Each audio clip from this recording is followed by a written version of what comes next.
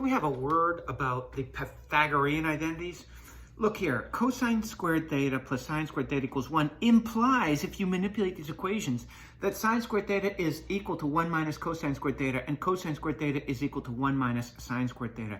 Be able to recognize those immediately within a proof, and your days and nights will be easier. Same thing with tangent and secant are linked through the Pythagorean identity. Tangent squared theta plus 1 equals secant squared theta, which implies when you manipulate tangent squared theta equals secant squared theta minus 1, and 1 is equal to secant squared theta minus tangent squared theta. If you memorize this one, cotangent squared theta plus 1 equals cosecant squared theta, then you can manipulate it to get cotangent squared theta all alone. Cotangent squared theta equals cosecant squared theta minus 1, and get 1 all alone. 1 is equal to cosecant squared theta minus cotangent squared theta. So be familiar with these. I would say be familiar with this.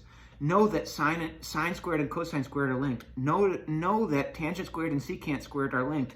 Know that cotangent squared and cosecant squared are linked. Of course, know the equations. But whenever you see one, try to link it to the other. Whenever you see one, try to link it to the other. When you see one, try to link it to the other. To verify this identity, first I choose the side which seems more complex, because it's easy to go complex to simple. So this side looks a little more complex to me. And I certainly could FOIL this by doing the algebra, but I recognize in my notes section over here, this is not part of the proof, but in my notes to myself, I say, well, let's see, tangent squared beta plus 1 equals secant squared beta. So that allows me to make this substitution, that this is equal to, so I'm saying whatever's in this box, this is the left-hand side, this is equal to secant squared beta. Look, they give me beta, I'll give them beta back. And I'm recognizing here that if I have sine squared beta plus cosine squared beta, I get 1. So I could say sine squared beta equals 1 minus cosine squared beta. That's not an exact, oh, wait a second.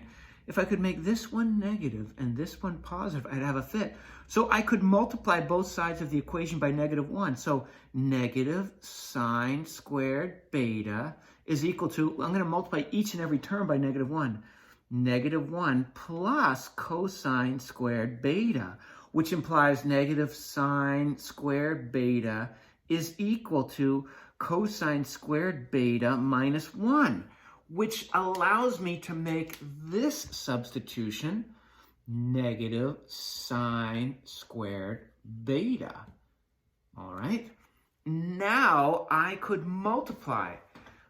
But at this point, I say, I want to go from this to tangent, and I know from my quotient identities that tangent is sine over cos. Oh, wait a second. So if I have secant squared beta still in my notes section down here, I know that secant of beta is 1 over cosine of beta. So if I squared both sides, I'd get secant squared beta is 1 over cosine squared beta. So I could write this like this, 1 over cosine squared beta times negative sine squared beta. Now multiply numerator, well, this is over 1, right? Numerator times numerator, denominator times denominator. Negative sine squared beta over cosine squared beta, which of course is negative tangent squared beta, and that was one of our quotient identities. Nice. Isn't this kind of fun? By the way, just a thought on this last one. If you go to your graphing calculator and you let f1 of x, or y1, equal tangent squared, you'd have to write x. I'm sorry, I had to change the angle because your calculator will only accept x in that situation. Cosine squared x minus 1. And you let f2 of x equal negative tangent squared x.